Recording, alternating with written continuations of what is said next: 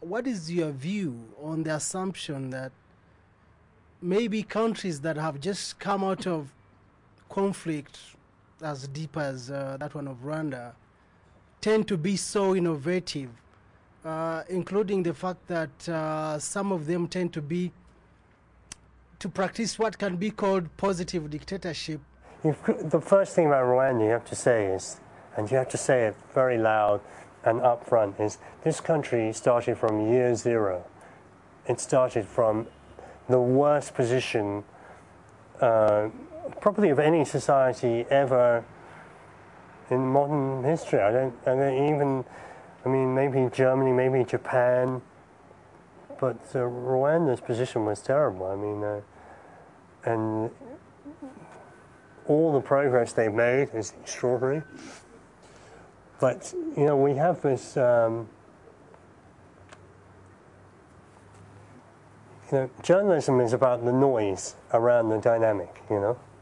So, so there always will be Human Rights Watch reports, and there always will be Amnesty reports and Transparency International reports. And if you look over a 50-year period, I mean, I'm sure if you looked at the history of Indonesia, the last 30, 40 years, the killings which went on, the imprisonments and so on, what is more important? I don't know. I mean, the question is, you have to take a risk as an aid agency at some point. And they're already deeply in with Rwanda, so they have to make it work, you know. I mean, but I'm personally, I'm a little bit queasy. My personal view is that there's too many unanswered questions. Too many senior army officers are getting murdered.